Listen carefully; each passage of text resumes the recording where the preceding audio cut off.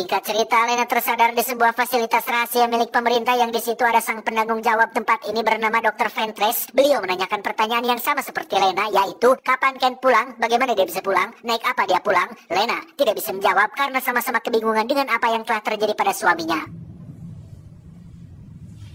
Giliran Lena yang bertanya tentang tempat apa ini, Dr. Ventress langsung mengajak Lena keluar fasilitas untuk melihat sebuah pemandangan luar biasa yang belum pernah ada sebelumnya.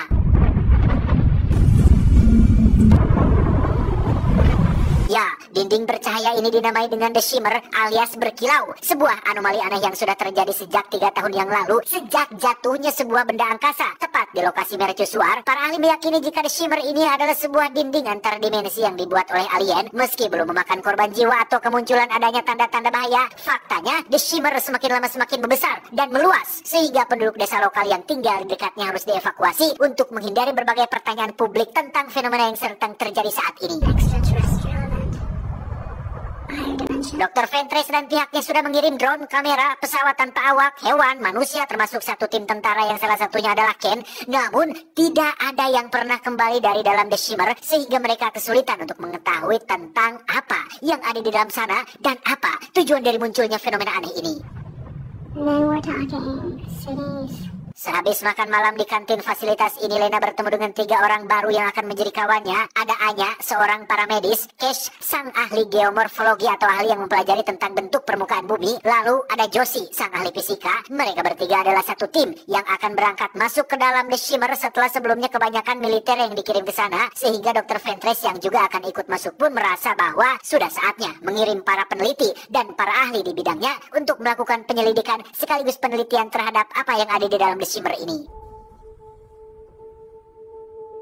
Dengan fakta bahwa suaminya sedang sekarat dan penyakit yang dideritanya tidak atau belum diketahui, Lena langsung menemui Dr. Ventress untuk meminta izin ikut ke dalam The Shimmer, berharap bisa mendapatkan solusi atau jawaban tentang apa yang sudah terjadi pada suaminya, di mana Dr. Ventress mengizinkan Lena untuk ikut setelah melihat catatan pengalaman Lena yang ternyata sangat kompeten. Pernah menjadi tentara selama 7 tahun di Angkatan Laut, sehingga secara teknis Lena ini adalah paket lengkap karena sudah mah profesor, ahli biologi, mantan tentara lagi.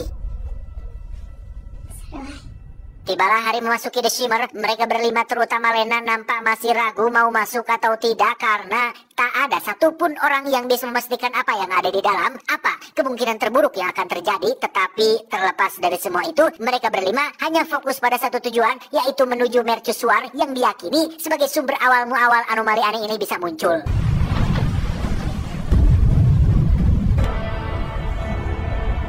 Singkat cerita, Lena sadar-sadar sudah berada di dalam tenda kecil yang alangkah terkejutnya dia saat diberitahu jika mereka sudah berada di sini sekitar 3-4 hari. Itu pun baru perkiraan berdasarkan penipisan stok makanan yang mereka bawa, karena satu orang pun tidak ada yang ingat apa yang terjadi setelah memasuki The Shimmer, kapan mendirikan tenda, kapan makan, kapan memilih lokasi ini sebagai tempat istirahat, yang sepertinya fenomena ini terjadi akibat dari efek samping adaptasi atau penyesuaian tubuh dan otak mereka ketika berada di dalam The Shimmer ini.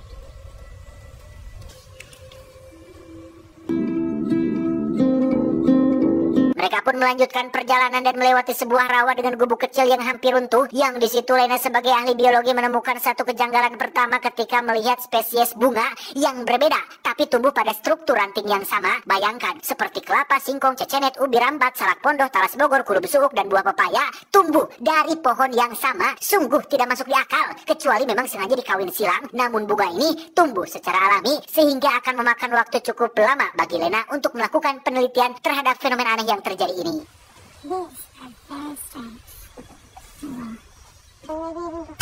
Dan ya, ada sesuatu yang sempat menarik Lena ke dalam air, entah apa itu. Mereka berlima segera menjauh dari perairan yang tak lama muncullah sosok yang menarik Josie tadi, yang ternyata adalah seekor buaya albino yang langsung naik ke daratan, sehingga Lena yang dulu pernah gabung di militer pun menjadi satu-satunya orang yang berani menarik pelatuk untuk membunuh buaya albino tersebut.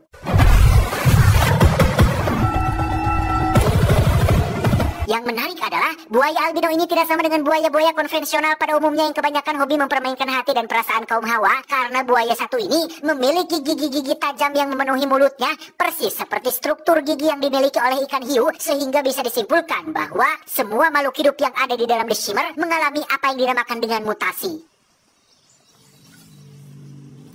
Mereka berlima melanjutkan perjalanan dengan menyeberangi rawa-rawa menggunakan perahu yang ada di sana, di mana Lena mengalami memar pada tangannya yang mungkin saja disebabkan ketika diserang oleh buaya tadi. Tibalah mereka di markas selama fasilitas rahasia pemerintah yang kini sudah ditelan oleh The Shimmer. Lagi-lagi mereka menemukan mutasi yang terjadi pada tembok beton, sehingga Lena memiliki sebuah teori bahwa mutasi ini mirip seperti sebuah tumor yang bisa menyebar melalui jaringan ketika sudah nemplok pada satu objek atau makhluk hidup.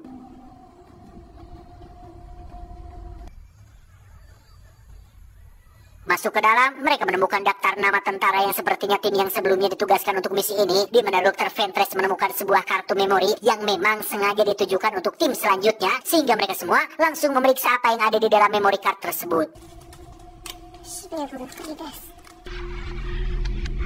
Dan ya, sungguh menohoknya mereka saat melihat rekaman video yang memperlihatkan satu tentara sedang sakit, perutnya dibelek hingga memperlihatkan isian atau jeroan organ dalamnya.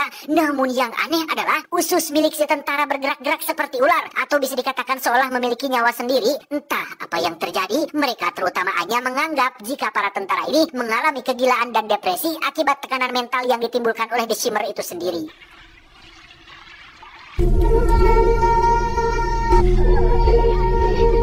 Tak lama mereka menemukan lokasi yang ada pada rekaman video tersebut, sekaligus menemukan si tentara yang perutnya dibedah kini sudah bermutasi seperti lumut yang merambat dan menempel pada dinding. Bahkan bagian luar tubuhnya terlihat masih utuh meski separuh badannya terpisah satu sama lain. Malam harinya Lena terbangun dan melakukan penelitian terhadap sampel buaya dan bunga yang sempat dia ambil, di mana selnya mengalami pembalahan diri atau pengembangbiakan yang cukup aneh. Lena yang tidak bisa tidur lagi pun menemui Dr. Ventress di pos jaga, yang di situ mereka mendengar suara kukurusukan di dekat kawat pembatas, sehingga Kes ikut terbangun juga pun memutuskan untuk pergi memeriksa sendirian dan... Ya, Kes diserang oleh seekor beruang dan dibawa ke dalam hutan, di mana esok paginya mereka mengalami sedikit ketegangan saat Anya ingin kembali pulang, sementara Dr. Ventress ingin tetap melanjutkan perjalanan menuju mercusuar karena Anya terlalu sosorongot. Sosorongot itu artinya marah-marah atau popolotot ya, melotot. Lena mencoba menjelaskan dengan tenang bahwa satu-satunya jalan tercepat untuk mereka bisa kembali adalah dengan menyusuri pesisir pantai, dan pesisir pantai adanya di dekat dengan mercusuar, sehingga mau tidak mau mereka harus tetap melanjutkan perjalanan seperti apa yang dikatakan oleh Dr. Ventress. Tiba di dalam hutan, mereka menemukan sepatu milik Kes tergeletak begitu saja. Yakin jika Kes masih hidup, Lena pun mengajukan diri untuk masuk ke semak-semak sendirian. Yang di situ Lena menemukan sesuatu yang semakin tidak masuk akal, yaitu penampakan dua uncal atau dua ekor rusa kembar. Yang satu normal seperti layaknya rusa-rusa konvensional pada umumnya yang biasa berkeliaran di kebun raya Bogor. Yang satu lagi mengalami mutasi yang ditandai dengan tumbuhnya bunga-bunga pada tanduk rusanya, sehingga rusa yang kalau ditambah huruf I diantaranya akan berubah menjadi salah satu negara terkuat yang saat ini tengah bersih tegang dengan negara Ukraina. Hurra! Yo!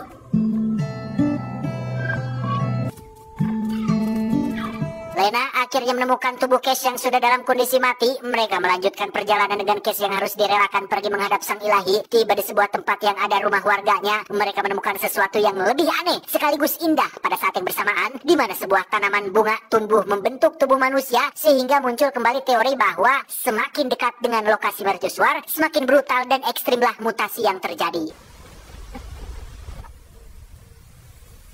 Mereka berempat memutuskan untuk istirahat di rumah ini, di mana Anya menemukan bahwa tubuhnya mengalami keanehan ketika sidik jarinya bergerak sendiri, pun sama dengan Lena yang kembali melakukan penelitian terhadap pembelahan sel yang terjadi, tapi kini dia menggunakan darahnya sendiri sebagai subjeknya dan menemukan bahwa tubuhnya mengalami mutasi persis seperti yang terjadi pada makhluk hidup yang ada di dalam The Shimmer ini. Sempat tidur beberapa jam, Lena dibangunkan oleh Anya yang sekonyong-konyong menodongkan senjata dan mengikat dia, Dr. Ventress dan Josie pada sebuah kursi. Anya rupanya ketakutan setelah melihat sidik jarinya bergerak sendiri, menganggap jika yang lain akan membedah perutnya seperti apa yang dialami si tentara pada rekaman video tadi, sehingga daripada dia yang diikat duluan, mending dia yang mengikat mereka duluan. Tak lama, terdengar suara Kes yang minta tolong, padahal Lena jelas-jelas sudah melihat jasadnya di dalam hutan. Karena Anya tidak melihat jasadnya secara langsung, dia mengira jika Lena telah berbohong, sehingga dia pun segera keluar untuk memeriksa dan...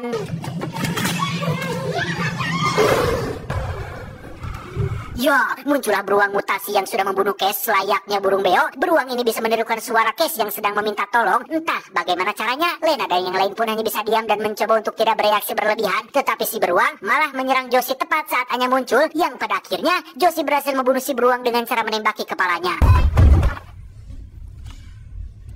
Pada malam itu juga Dr. Ventress langsung melanjutkan perjalanan karena takut keburu mati sebelum bisa mencapai mercusuarnya. Sedangkan Lena dan Josie memilih untuk tetap bertahan sampai esok paginya. Josie terlihat sedang duduk sendirian di halaman belakang, di mana tubuhnya menunjukkan tanda-tanda mutasi berupa kemunculan hijau daun pada lengan kirinya, sehingga Josie yang sudah pasrah dengan nasibnya pun memilih untuk tawakal dan berubah menjadi taman bunga bersama dengan tanaman lain yang ada di taman belakang rumah.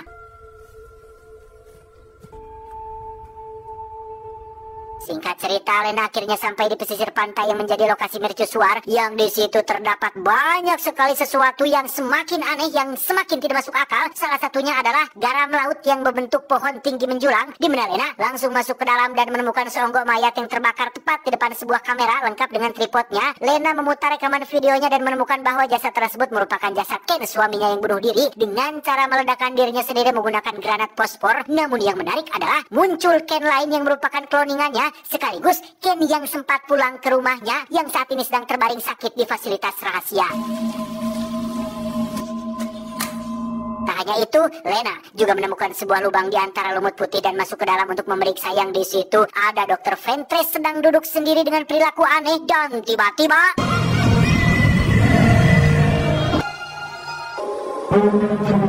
ya, kita akan melihat suatu pemandangan menakjubkan yang bagi saya pribadi, adegan ini cukup membuat bulu bauk dan bulu kuduk saya berdiri. Entah kenapa, vibes-nya hampir mirip terasa seperti salah satu adegan dalam film berjudul Mission to Mars tahun 2000, pas para astronot bertemu dengan alien dan dibawa ke dalam suatu dimensi untuk diperlihatkan asal-usul terciptanya umat manusia.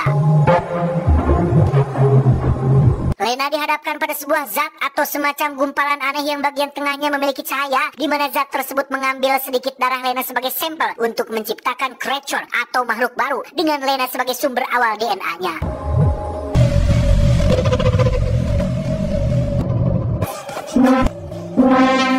Dan ya, makhluk tersebut tiba-tiba sudah berada di luar. Dia mengikuti setiap gerakan Lena, bahkan ketika dia berjalan maju ke depan dan mundur ke belakang, yang sekilas mengingatkan saya dengan adegan film Warkop berjudul Setan Kredit ketika Om Indro berjoget caca-caca dengan seekor pocong kawakan.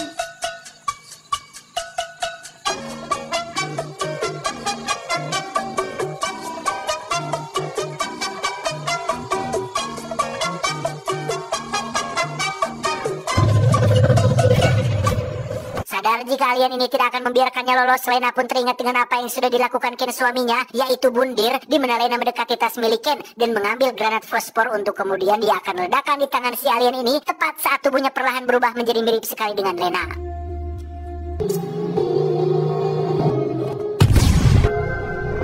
Seiring terbakarnya si alien dan mercusuar, musnah pula lah semua karya ciptaannya termasuk The Shimmer yang mengurung wilayah ini. Singkat cerita, Lena terlihat sudah berada di fasilitas untuk dilakukan interogasi tentang apa yang sudah terjadi, yang kebetulan interogasi ini dipimpin oleh sahabat dekat Dr. Strange yaitu Wong. Lena menceritakan semuanya, semua yang terjadi, semua yang dia lihat, yang pada intinya habis suara. Lena pun menceritakan semuanya, semua yang terjadi, semua yang dia lihat, yang pada intinya alien jatuh mendarat di mercusuar pada 3 tahun yang lalu dengan maksud apalagi kalau bukan dua pilihan antara menguasai bumi atau menghancurkan bumi, yang di sini alien ini bermaksud untuk melakukan penghancuran dengan cara menciptakan The Shimmer yang bisa membiaskan DNA, berasal dari kata bias. Membiaskan artinya menyimpangkan atau membelokkan. Membiaskan DNA berarti menyimpangkan DNA, sehingga hasil dari pembiasan DNA itu adalah yang sudah kita lihat tadi. Ada buaya bergigi hiu, ada berbagai jenis bunga dari ranting yang sama, ada tanaman milik bentuk manusia, ada pohon dari garam laut, ada rusa tanduk bunga, dan lain-lain. Entah kenapa makhluk luar angkasa selalu zolim terhadap umat manusia, padahal kita tidak pernah sekalipun mengganggu mereka. Boro-boro mengganggu untuk memastikan keeksistensiannya mereka saja kita masih ragu. Boro-boro mengganggu untuk mencapai planet tempat tinggal mereka saja kita tidak mampu. Untuk mencapai planet Mars saja kita masih mengandalkan Elon Musk. Mungkinkah kedengkian yang timbul dari dalam diri alien tercipta akibat dari sebagian umat manusia yang selalu menggambarkan mereka secara tidak akurat? Contohnya seperti alien preketek yang muncul di sinetron berjudul Sioyo tahun 2005. Mungkinkah itu penyebabnya?